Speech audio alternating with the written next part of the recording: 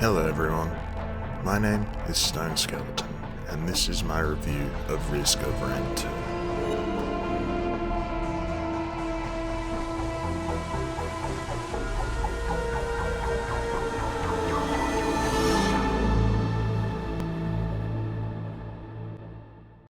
Risk of Rain 2 may well be one of my favourite video games ever.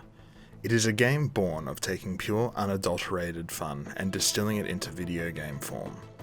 My first impression was of an entertaining, albeit shallow, third-person roguelike. While the soundtrack and general game feel grabbed me, I found the environment difficult to read and the item variety lacking. It seemed to me that all the items did were give incremental upgrades. Little healing here, little extra damage there. But I was completely unaware of the scope of the game I was playing. Risk can give new players a strange, alien and underwhelming first impression, yet past this is one of the most replayable and generous roguelikes on the market. For those out of the loop, get it, Risk of Rain 2 is a 1 to 4 player third-person shooter, and it operates under the general scheme of the roguelike genre. It's worth noting that the first game was in 2D, so it's a commendable effort how seamlessly the developer Hoppo Games made this transition to 3D. It's like Super Mario to Mario 64. You choose your character, then blast your way through over 5 distinct handcrafted stages. You have over 14 characters to choose from, each with their own unique abilities which can be further augmented by items, robot companions and other secrets that will aid you to your journey to the final boss and beyond. Unlike a lot of other roguelikes I have played in the past, Risk doesn't lean too heavily on the bullet hell type gameplay. You will still need to dodge, duck and weave around the environment however you can to survive, but the true name of the game here is smart item choices and map knowledge. Earlier in the video I had mentioned that I initially found Risk of Rain a difficult game to quote-unquote get. My first impressions were that it was a pretty decent third-person shooter with an absolutely banging soundtrack, but I was just missing something. My average session ran for about 20 minutes, and I generally die around the third stage. Eventually one day, something strange happened. For a moment, I had paused to look around the environment when I had noticed that I no longer recognized my character. It had begun to look like something of an abomination, with needles inside my arm and rocket launchers for hands. I was no longer the humble, simple-to-play commando. I had become an unrecognizable monster. I then looked at the time and realized I was well past the 30-minute mark. And then things clicked. Risk doesn't need to have the humongous item pool of the Binding of Isaac to be replayable. Although the items you find on the stage are random, it doesn't mean you are without choice.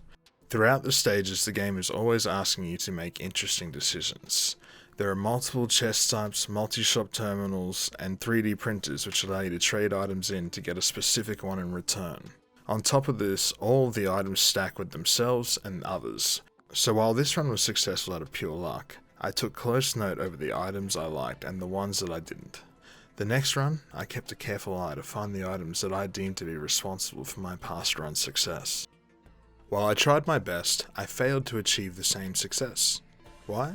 Because it was the specific combination of items I had fallen onto and the way that I was using them to great effect.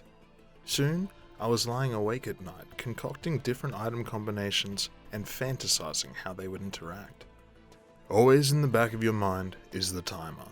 While still having 3 difficulty settings to choose from before you start your run, you will always have a timer counting down on you, steadily increasing the difficulty as time goes on.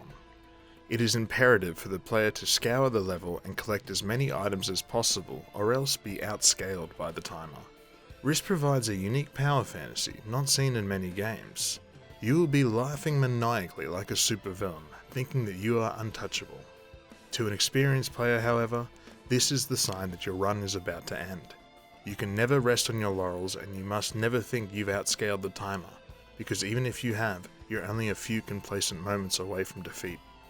At the end of every stage, the player is tasked with defeating the area boss and escaping through a teleporter, transporting the survivor to the next level.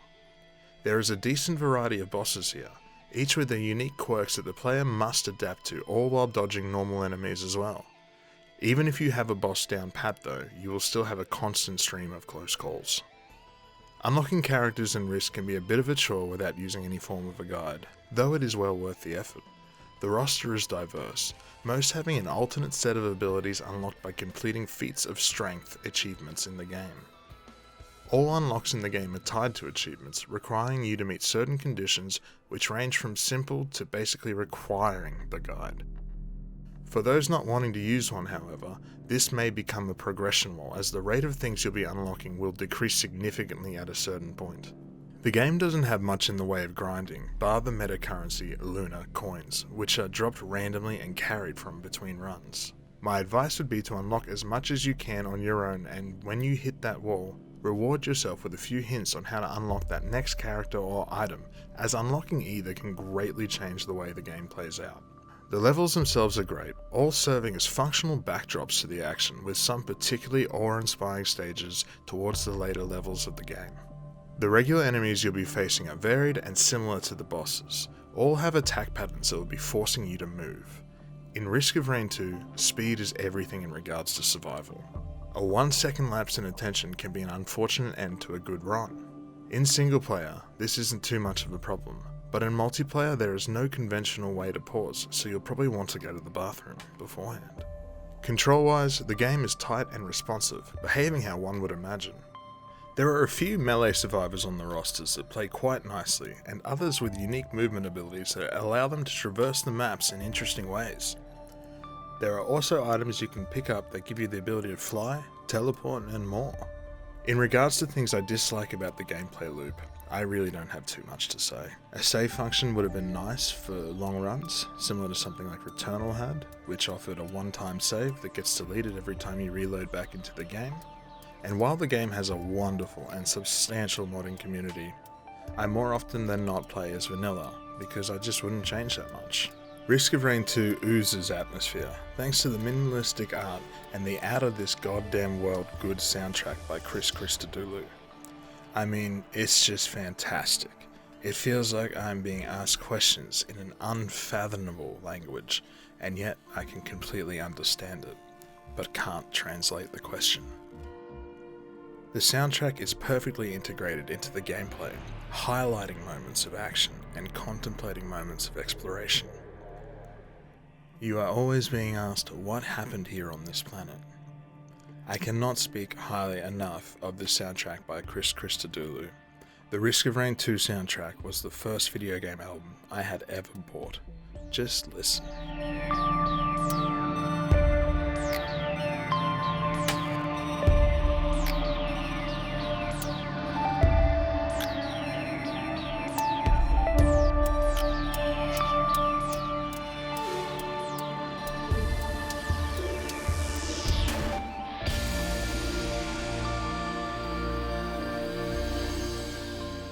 Something that is pretty neat is that the music in multiplayer is synced for everyone.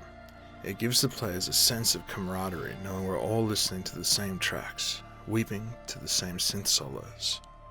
The graphics are flat and quite muddy, but they're accentuated in the details.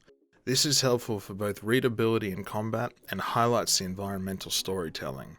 Each item the survivor picks up gets visually placed onto the character.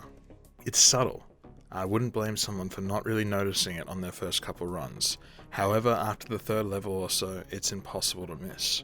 Your player model is now more item than survivor. It is a rewarding addition to the addictive gameplay loop and is extremely well done. Dozens of item, environment, and enemy logs complement the environmental storytelling quite nicely. I haven't personally invested too much time into reading them as I felt quite satisfied with my own conclusions, and that is an absolute testament to the environmental storytelling of the game. Risk of Rain 2 can be played with 1 to 4 players, with the difficulty scaling accordingly in a balanced fashion. This can be pretty hit or miss in a matchmaking situation, as coordination of items can be key to a successful run. In multiplayer, only one of the players is required to make it successfully through the objective leading to the next stage. Once there, all players that died on the previous stage are now revived. This can lead to situations that if one character collects more than their fair share of items, the other players will be underpowered, and one of them dying means that the team effectively loses the set of items for the level, which is devastating to a run. With friends, however, multiplayer is an utter blast that can add huge amounts of extra replayability, as now not only are you combining items, but characters and abilities too. For my friend group, this has become one of our go-to games for our after-work relaxing. Also included are weekly trials and a sort of new game plus mode. With each time you complete it, it adds more modifiers to your run, pushing the player to their limits.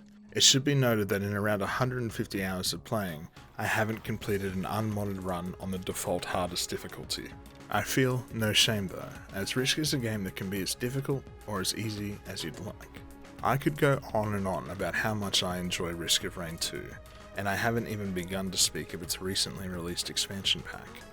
While you may not realise it at first, Risk has a complex yet understandable visual language that will constantly be asking you interesting questions that after a few runs, you will have the answers to.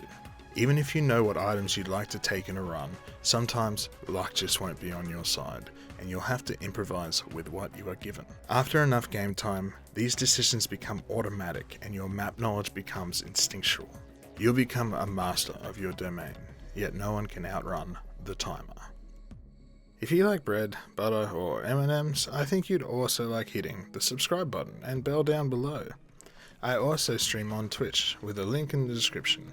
Thanks for watching my video. Also, if I have to score it, 10 out of 10.